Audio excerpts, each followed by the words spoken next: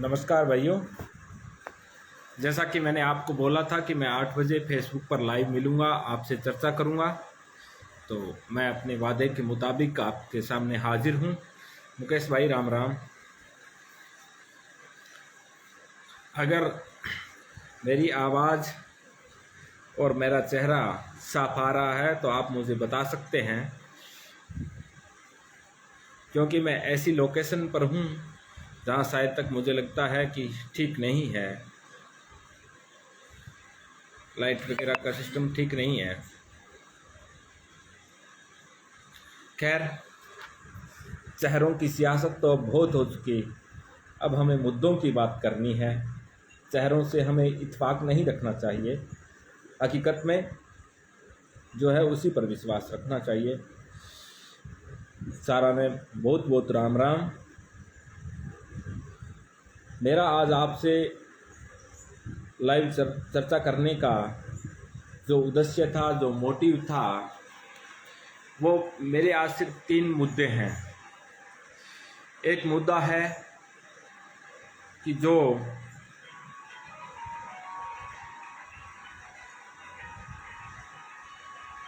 दो हज़ार 20-21 की जो रबी फसल का बीमा है, प्रधानमंत्री फसल बीमा योजना के अंतर्गत, उसमें देरी क्यों हो रही है, जबकि हमारे पड़ोस में लगता हुआ चुरू जिला है, वहाँ पर अकाउंट में डाले जा चुके हैं पैसे बीमे के किसानों के, जबकि राज्य सरकार हो चाहे केंद्र सरकार हो, उन्होंने अपना जो हिस्सा था वो जमा करवा दिया है कंपनियों को, फिर भी बीमे आने के बारे में इतनी देरी क्यों है।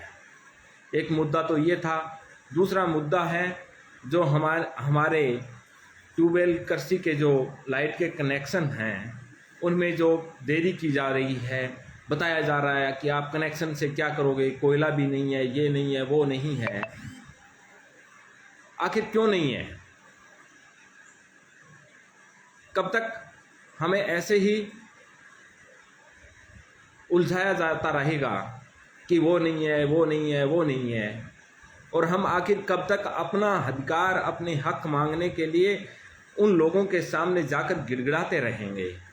और जो दूसरा मुद्दा है डीएपी की किल्लत, हमारा जो इलाका है उसमें डीएपी की बड़ी मांग है। अब जो ये सरसों और कनक की बुआई का जो वक्त है, हमें डीएपी की बड़ी आवश्यकता है और फिर भी वो हमें उपलब्ध नहीं हो रही है। ये भी हमारी किसान की सबसे बड़ी परेशानी है। जो कृषि कनेक्शन है वो सिर्फ उन लोगों की परेशानी है जिनके कृषि कनेक्शन आने वाले हैं, जबकि डीएपी तो उन किसानों की परेशानी है जो किसान पहले से ही सरसों की बुआई करने के लिए अपने खेत को जोत के एकदम तैयार कर रखा है। तो आज हम इन 3 मुद्दों पर बात करेंगे। आज हम बात इन मुद्दों पर भी करेंगे कि आखिर हम राजनीतिक दलों के साथ चल के अपने अधिकारों को पा सकते हैं, या हम अगर अपने अधिकारों के प्रति सजग होते हैं तो हमें अपने अधिकार पाने में सुगमता होती है, या राजनीतिक दलों के आशीर्वाद से चलने में। आज हमारा पहला जो मुद्दा है वो है प्रधानमंत्री फसल बीमा योजना। मैं पहले ही एक बात क्लियर कर देना चाहता हूँ, मैं ये कतई नहीं कहता कि मैं आपको बीमा दिलवा रहा हूँ या दिलवाऊँगा, बिल्कुल भी नहीं। ये एक योजना है, भारत सरकार की योजना है, एक स्कीम है जिसके तहत किसान पहले बीमित राशि पे करता है, उसके अनुकूल जिस हिसाब से पैमाने तय किए जाते हैं उन पैमानों के आधार पर बीमा आता है। लेकिन मेरा कहने का मतलब ये है कि जब हमारे पड़ोस के ज़िलों में ये बीमित राशि किसानों के अकाउंट में आ चुकी है, फिर भी हमारे देरी की वजह क्या है? जबकि केंद्र सरकार हो चाहे राज्य सरकार हो, दोनों अलग अलग दलों से ताल्लुक़ रखने वाली सरकारें हैं, फिर भी उन्होंने अपनी जो अपना हिस्सा था, चाहे राज्य का हो चाहे केंद्र का हो, उन दोनों सरकारों ने जमा करवा दिया है। फिर भी अब तक वो बीमा आ नहीं रहा है। जब हम संबंधित अधिकारियों से बात करें या किसी राजनेता से बात करें, उनका सिर्फ एक ही जवाब होता है, टेक्निकल इश्यू है। What is this technical issue? सिर्फ हनुमानगढ़ डिस्ट्रिक्ट में ही टेक्निकल इश्यू क्यों है? ये भी तो एक सोचने की, अगर टेक्निकल इश्यू कोई है तो कलेक्टर इस बात का क्लैरिफिकेशन दे, एक प्रेस नोट जारी करे कि देखो किसान भाइयों, ये कमी है, इसे दूर किया जा रहा है। जबकि हमारी चुनी हुई सरकारें हैं, उन्होंने अपना हिस्सा दे दिया है, चाहे गहलोत साहब की सरकार हो, चाहे नरेंद्र मोदी की सरकार हो, वो अपना हिस्सा दे चुके हैं। जबकि मुझे तो लगता है कि ये बेवजह देरी करने की कोई ना कोई खतरनाक ही वजह है। खैर, मुझे एक कंपनी के छोटे से अधिकारी ने इस बारे में कुछ बताया था, लेकिन उसने कहा मैं इस कंपनी में काम करता हूँ और अगर मेरा नाम लेकर आप कहीं बोलते हैं तो इसका मतलब मैं ये समझूंगा कि ये मित्रघात है, इसलिए मैं उस इश्यू पर चर्चा नहीं करना चाहता। लेकिन हम इन तीनों को मांगों को लेकर, सबसे महत्वपूर्ण बात यह है कि इन तीनों मांगों को लेकर हम 21 अक्टूबर को सुबह 10 बजे पल्लू उप तहसील का घेराव करने जा रहे हैं। मैं आप सब किसान भाइयों से, मैं मेरे हम उम्र नौजवान साथियों से निवेदन करना चाहता हूं, विनम्रतापूर्वक निवेदन करना चाहता हूं कि आप 21 तारीख को सुबह 10 बजे अपनी उपस्थिति दर्ज करवाएं और इन भ्रष्ट अधिकारियों को ये एहसास दिलाएं कि आप कब तक बिजली विभाग को बदनाम करवाते रहोगे, कब तक सिर्फ अपनी जेब भरने के लिए आप जो प्रायोरिटी का सिस्टम है, जो नंबर का सिस्टम है, आप उसे कब तक खराब करते रहोगे। इन सब के खिलाफ हमें आवाज़ उठानी है। हम सरकार से, हम अधिकारियों से ये भी सवाल करेंगे कि हमारे खाते में अब तक बीमा क्यों नहीं आया, और हम तब तक वहाँ से नहीं हटेंगे, चाहे परिणाम जो भी हो। हमें परिणाम की परवाह नहीं है, हमें राजनेता नहीं बनना है। और मैं आज आपको साफ साफ अल्फाजों में कह देना चाहता हूँ कि जब तक हम अपने अधिकारों को पाने के लिए, जब तक इन राजनेताओं की तरफ देखते रहेंगे, उनकी तरफ हम उम्मीद की नज़रें लगाए बैठे रहेंगे, तब तक हमें हमारे अधिकार नहीं मिलेंगे। स्वर्गीय चौधरी ताऊ देवीलाल कहा करते थे कि अधिकार मांगने से नहीं मिलते, अधिकार छीने जाया करते हैं। तो मैं मेरे किसान साथियों से, मेरा युवा भाइयों से मैं कहना चाहता हूँ कि लोग हमें सिर्फ फेसबुक तक सीमित समझते हैं। अब वक्त आ गया है कि हम अपने आप को साबित करें, और हम साबित सिर्फ दिखावे के लिए ना करें, हम जनहित के मुद्दों के लिए संघर्ष करें और उन मुद्दों को अलिजामा पहनाएं, उन्हें आखिरी मुकाम तक लेकर जाएं। इसलिए मैं मेरे किसान भाइयों से कहना चाहता हूं, आज डीएपी की किल्लत है, हम दर दर ठोकरें खा रहे हैं। हमने ऐसा कोई रिश्तेदार नहीं छोड़ा है जिसके पास कॉल नहीं की है कि मुझे 30 कट्टे, 35 कट्टे, 40 कट्टे डीएपी चाहिए। अगर कैसे जैसे तैसे हो सकता है वैसे आप हमें मुहैया करवा दीजिए। आखिर हमारी ये हालात क्यों है? जब सरकारें साल, 2 साल, 3 साल पूरे करती है तो सरकारें अरबों रुपए बहा देती है उसके जश्न में कि आज 3 साल पूरे हुए हैं, हमने ये किया, वो किया। आखिर ज़मीनी स्तर पर क्या हो रहा है? आज भी 70 साल 75 साल बीत जाने के बाद हमारे देश की दशा क्या है? आज भी हम इस बात पर बहस करते हैं कि जियो का टावर तुमने लगवाया या मैंने लगवाया। बड़ी ही शर्मिंदगी की बात है।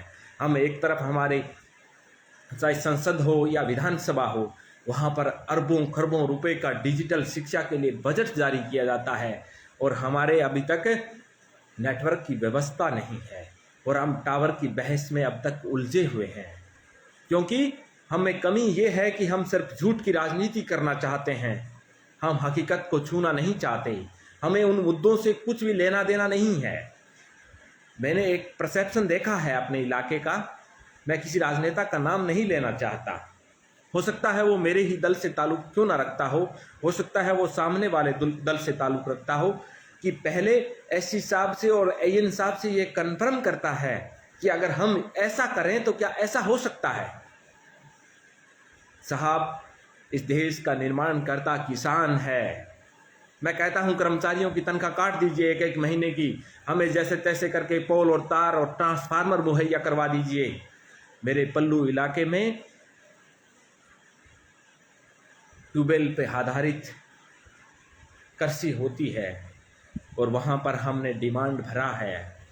कितनी हैरानी की बात है।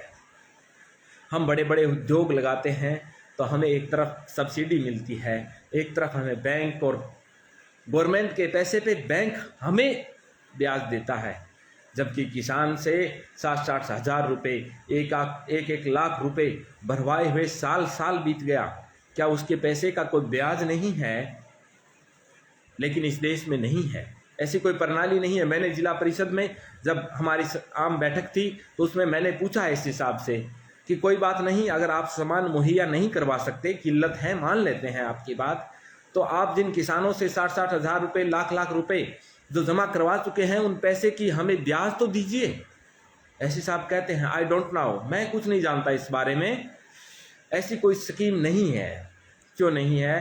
क्योंकि किसान आज भी इंतज़ार करता है कि उसके अधिकारों की बात कोई और करे, जबकि इस देश का भरण पोषण करने वाला किसान है। चाहे डीएपी को ले लीजिए, किसान को चाहिए नहीं है। चाहे लाइट को ले लीजिए, ट्यूबवेल पे आज भी 6 घंटे का जो नियम है, सरकार का रेगुलेशन है, 6 घंटे लाइट नहीं आ रही है, 5-5.25 घंटे लाइट आ रही है, नहीं है किसान के लिए। किसान को आज कृषि कनेक्शन चाहिए, कृषि कनेक्शन नहीं है, किल्लत है। मैं माफ़ी चाहता हूँ, बीच में कॉल आ रही है, उस वजह से आपके और मेरे दोनों के भाव बिगड़ रहे हैं। मैं बड़ा ही सुकून महसूस करता हूँ जब मैं आपसे मुखातिब होता हूँ, और मैं उन अधिकारियों से कहना चाहता हूँ, मैं उस गूंगी बहरी सरकार से कहना चाहता हूँ कि दरिया तेरी अब खैर नहीं है, लहर बूंदों ने बगावत कर दी है, ए नादां हमको बुज़दिल मत समझ। हम बीच में कॉल आने की वजह से बार बार मैं डिस्टर्ब हो रहा हूँ। अगर जो भी मेरे आदरणीय भाई साहब हैं, अगर इस लाइव को देख रहे हैं, तो मैं उनसे विनम्रतापूर्वक कहना चाहता हूँ कि जैसे ही मैं मेरी बात को ख़त्म कर लूँगा, मैं आपको वापस कॉल करूँगा। बड़े ही सम्मानित लोग हैं वो, बड़े ही बड़े आदमी हैं, फिर भी मैं उन्हें विनम्रतापूर्वक कहना चाहता हूँ, मेरा निवेदन है कि आप बीच में बार बार कॉल ना करें, मैं आपको वापस कॉल कर लूँगा। साफ साफ बात यह है कि आप 21 तारीख को सुबह 10 बजे पल्लू उप तहसील के आगे पहुँचें, अपने अधिकारों की बात करें। आप राजनीतिक दलों की तरफ मत देखिए कि आपकी कोई बात करेगा, कोई विपक्ष में है, कोई सत्ता पक्ष में है, आपकी बात करने वाला कोई नहीं है। सिर्फ बरसाती मेंढक हैं, वो वक्त रहते हुए आपके पास आएंगे, और आपसे और मुझे उन लोगों को क्या चाहिए वो उन्हें मिल जाता है, आप समझदार हैं। लेकिन आप इस बात का फ़र्क भी कीजिए कि आखिर किस दल में रहने वाले लोग आपके हकों की बात करते हैं और कौन सा दल आपको इस्तेमाल करता है। आज भी 70-75 साल तक जिन लोगों ने इस देश पर राज किया, और आज भी हमारी स्थिति यही है इस देश के लोगों की कि हम कृषि कनेक्शनों के लिए, हम टावर के लिए, हम डीएपी खाद के लिए जब हमें धरने प्रदर्शन करें, हमें सड़क रोकनी पड़े, हमें चक्का जाम करना पड़े, ये हमारे लिए शर्म की बात है, ये हमारे लिए कोई बहादुरी की बात नहीं है। 70 साल तक विकास की बड़ी बड़ी बातें की जाती है। अभी कुछ दिन बाद हमारी राज्य सरकार 3 साल का जश्न मनाएगी। अभी नोटिफिकेशन जारी कर दिया गया है, गाइडलाइन जारी कर दी गई है कि विधायक को क्या करना है, मंत्री जी को क्या करना है, वो क्या कर रहा है। लेकिन उन लोगों से पूछ लें कि जब तक हम अपने आप में हिम्मत पैदा नहीं करेंगे कि जब वो हमारे सामने बैठे हो तो हम उनसे सवाल करें कि तुमने मेरी पंचायत के लिए क्या किया है, मेरे गांव के लिए क्या किया है, मेरी कौम के लिए क्या किया है। मैं इस कौम शब्द को बार बार कोट करना चाहता हूँ। मेरे कौम का मतलब किसी जाति विशेष से नहीं है, मेरी कौम का मतलब यह किसान कौम से हैं। मैं एक किसान का बेटा हूँ, मुझे सिर्फ किसान कौम दिखती है। हो सकता है हर एक वर्ग की अपनी अपनी परेशानियाँ हैं, उनकी बात की जानी चाहिए, हम इस बात के खिलाफ नहीं हैं। लेकिन इस देश में, इस प्रदेश में जितनी किसानों की हालत खराब है, उतनी दुनिया में आप किसी भी देश में जाइए नहीं है। इसलिए मैं आपसे विनम्रतापूर्वक कहना चाहता हूँ, मेरे लिए बड़े गर्व का विषय है कि 375 लोग अभी लाइव मुझसे गुफ्तगू कर रहे हैं। मैं आपका आभारी हूँ, मैं आपका धन्यवादी हूँ। सच कहूँ तो मुझे सुकून सा मिलता है, सुकून सा महसूस होता है जब मैं आपसे लाइव चर्चा करता हूँ। काफ़ी दिनों के बाद आया हूँ।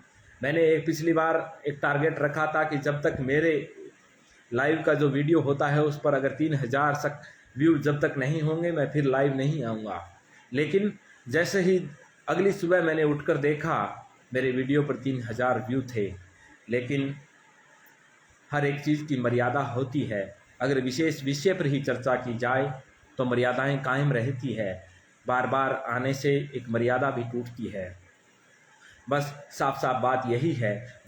मैं उन लोगों को साफ तौर पर कहना चाहता हूं जो बार बार कमेंट करते हैं कि पवन भाई हम आपके साथ हैं, जो लोग मेरे साथ होने का दम भरते हैं, जो मुझे साथ होने का दावा करते हैं, मैं उन लोगों से कहता हूं हम सब किसान वर्ग के लोग हैं। मैं समझता हूं ये काम का टाइम है, हमारी लावनी का टाइम है, हम नहीं समय निकाल सकते, फिर भी हमारे ही तो वजूद की बात है ये।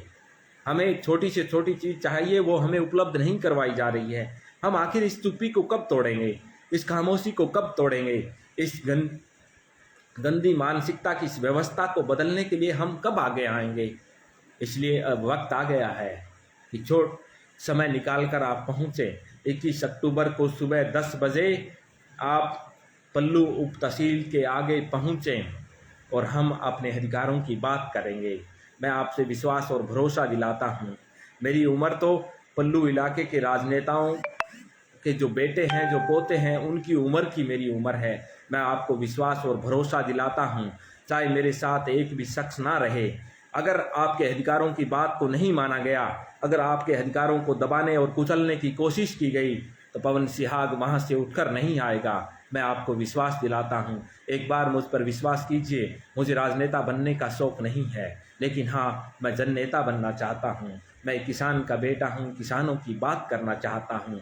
मेरा गला रूंध जाता है किसान से बात करते हुए वक्त। एक 25 साल के लड़के के पास एक 60 साल का बूढ़ा किसान फ़ोन करके कहता है, जो कि वो जायदाद से संपन्न है, उसके 70 बीघा ज़मीन है, वो फ़ोन करता है और कहता है, बेटा हाटता जोड़ी की बात है, पोती ब्याई है, 5 लाख को कर्जो हो गयो, डिमांड भरियो, सब कुछ करियो, फिर भी अब सरसों को टाइम आ गयो और मारे कनेक्शन को नहीं है। माने किया भी दिरा दे मैं तेरे सागा। हाँ, मेरी इतनी कोई हैसियत और पावर को नहीं, ना ही मेरी इसी कोई जानकारी है कि आदमी हूँ, क्या मैं कोई चोर रास्ता हूँ कि कोई काम करवा दूँ। फिर भी मैं मेरे किसान माइता ने, मेरा भाइया ने, मेरा हम उम्र लोगों ने कहना चाहूँ कि मैं 24 घंटा थारे सागा हूँ और मैं कहूँ 21 तारीख ने मैं बैठे जाऊँगा। जब तक अगर ठोस सबूत नहीं मिलेगो, चाहे मेरा दलगा लोग मेरे साथ छोड़ जावे, बाकी पवन सिहाग जब तक बटूँ वापिस लौट के को नहीं आवे, जब तक थारे अधिकारा ने मानने की बात न हुए। पिछली बार भी मैं गया, मेरी पार्टी बड़ी संजीदा है किसानान लेके। आदरणीय प्रधानमंत्री के नेतृत्व में किसानों के लिए बड़ी बड़ी योजनाएं बनाई जा रही है। आदरणीय प्रधानमंत्री जी खुद चाहते हैं कि किसानों की आय दुगनी हो और उसका परिणाम हम देख भी रहे हैं। चाहे इस देश में अलग अलग परसेप्शन के लोग हैं, हम राजनीतिक दलों को इस आंदोलन में नहीं लेना चाहते। हम एक सब किसान वर्ग के लोग हैं, हम उनकी बात करना चाहते हैं। हम चाहते हैं कि किसान के आंख में आंसू ना रहे।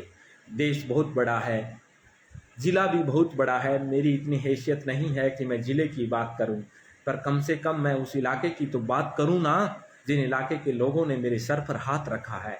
मैं उन इलाके के लोगों से मैं कहना चाहता हूं, मैं उन्हें विश्वास दिलाना चाहता हूं, बड़ा ही भाव विभोर होकर कहना चाहता हूं, मैं विश्वसनीयता के साथ कहना चाहता हूं कि मैं तब तक वहां से खड़ा होकर नहीं आऊँगा, चाहे वहां पर मेरे साथ जिस राजनीतिक दल से मैं संबंध रखता हूं, चाहे उस दल का एक भी व्यक्ति ना हो।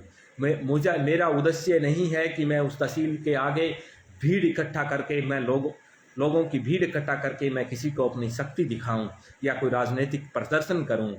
जीवन लंबा है, अनेक संघर्ष करने पड़ेंगे, मुकाम अलग हैं, उनके बारे में नहीं सोचना है हमें। मैं फ़िलहाल सिर्फ इसलिए वहाँ पर बैठने जा रहा हूँ, सिर्फ इसलिए वहाँ पर जा रहा हूँ कि मेरे चाचा ताऊओं की बात सुनी जाए, मेरे भाइयों की बात सुनी जाए, मेरे किसान कौम की बात सुनी जाए। इसलिए मैं अंत में आपसे यही कहना चाहता हूँ, मैं आपसे विनम्रतापूर्वक निवेदन करना चाहता हूँ कि जिस तरह से आज से 9 महीने पहले आपने मुझ पर वात्सल्य लुटाया था, तो आज मेरा कुछ करने का वक्त आया है। आपका कर्ज चुकाऊँ, इतना कहूँ ये तो बहुत बड़ी के सामने आए। अगर आप बड़ी संख्या में पहुंचेंगे तो मैं आपको विश्वास दिलाता हूं कि बिजली विभाग का ऐसी आकर हमसे बात करेगा, कलेक्टर करेगा। लेकिन अगर आप नहीं आते हैं, आपके बगैर तो मैं कुछ हूं ही नहीं। तो फिर परिणाम चाहे कुछ भी हो। 21 कद आनो है, 21 तारीख को सुबह 10 बजे पल्लू उप तहसील पहुँचना है।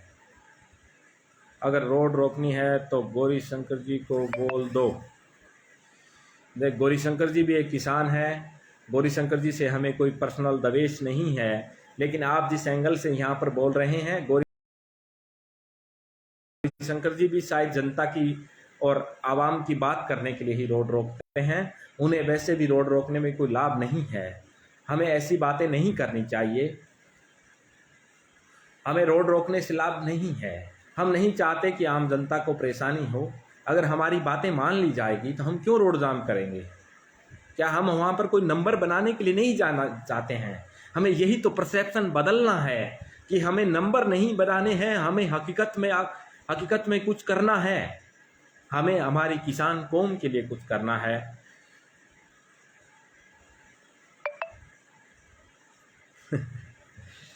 भाई साहब, वो अपनी अपनी थिंकिंग है। आपका भाई अभी सीख रहा है, वैसी कोई बात नहीं है। कैसो पंचारिया भाई साहब लिखते हैं, दोनों पार्टियां एक ही चट्टे बटे हैं। किसानों के खून चूसने का काम दोनों राजनीतिक पार्टियां कर रही है। बिल्कुल हो सकता है भाई साहब, आप मेरे अग्रज हैं, आप कहें उस बात में कुछ भी दम हो, लेकिन मैं तो यही कहूँगा, मैं जिस राजनीतिक विचारधारा से संबंध रखता हूँ, मैं जिस दल से हूँ, मुझे नहीं लगता कि वो किसान विरोधी है।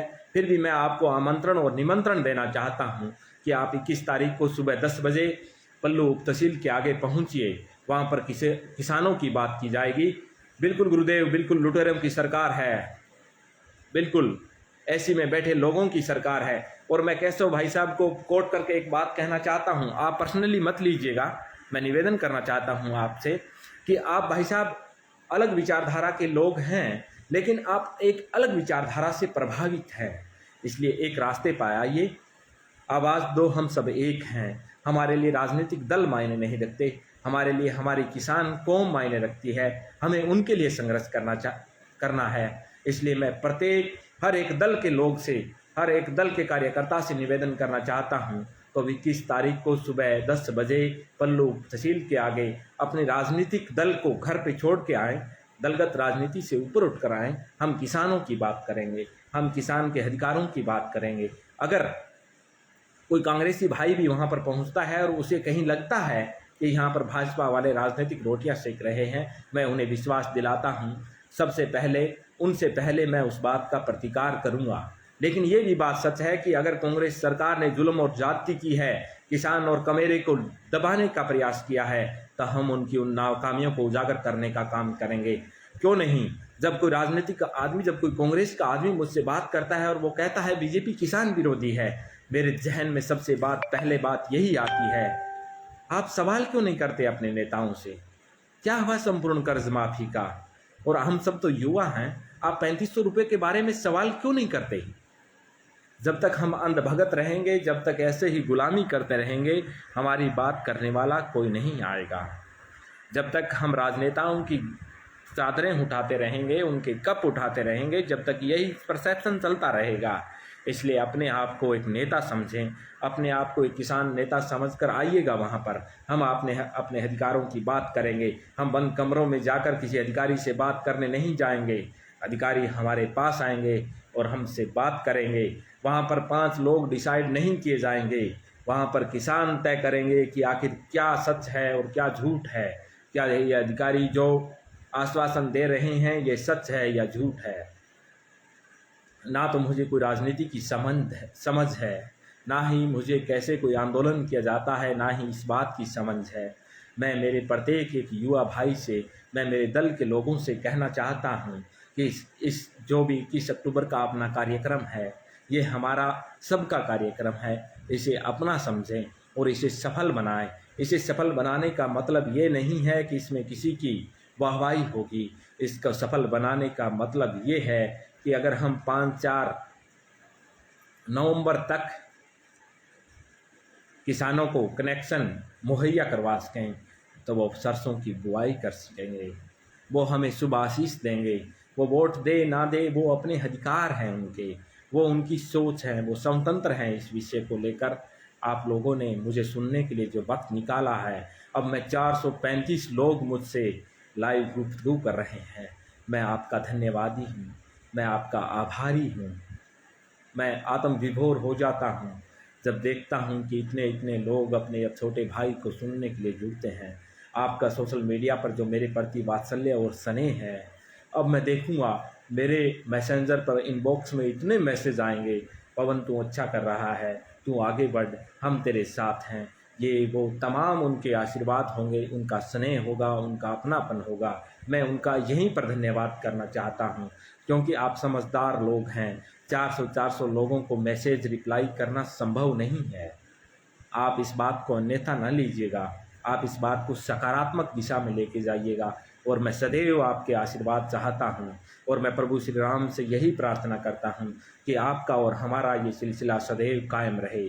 इसलिए मैं आपको अंत में कहना चाहता हूँ, 21 तारीख को सुबह 10 बजे आप पल्लू उप तहसील पर अपने दल और बल के साथ पहुँचिए। ना कोई वहाँ पर किसी की वाहवाही का विषय है, ना कोई और है। हमारा विषय, हमारी सिर्फ 3 मांगे हैं। अगर हमें कोई सरकार का नुमाइंदा आकर एक पुख्ता गाइडलाइन के अंदर हमें ये कहता है ये कर देंगे, तो वहाँ से हम उठेंगे, वरना हमारा अनिश्चित काल तक धरना जारी रहेगा। तब तक इस तन में जान है, सांस है, तब तक हम इस लड़ाई को लड़ेंगे। अगर किसी राजनीतिक दल को ये लगता है कि ये धरना कामयाब हो ना हो, इसके क्या परिणाम हैं, वो लोग इस बात से किनारा कर सकते हैं। हमें इस बात से कोई इत्फाक नहीं है। हालांकि मैं भारतीय जनता पार्टी का एक वफादार कार्यकर्ता और सिपाही हूँ। मेरी पार्टी से मुझे यही संस्कार मिले हैं कि सदैव सच्चाई के लिए लड़ो। आज भी मेरी पार्टी किसानों के साथ खड़ी है। इस देश में किसानों के प्रति एक दुर्व्यवहार किया जा रहा है। जो तथाकथित किसान है वो इस देश का माहौल बिगाड़ने का काम कर रहे हैं। उन लोगों को जो करना है वो करते रहें, लेकिन मैं मेरे आम किसान भाइयों से कहना चाहता हूं, 21 तारीख को आप सुबह 10 बजे पल्लू तहसील पर पहुंचिएगा।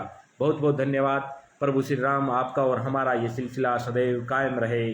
451 लोग, काश मैं आपसे कुछ वक्त और बातें कर पाता, शायद हम 500 के आंकड़े को पार कर लेते। बहुत बहुत धन्यवाद।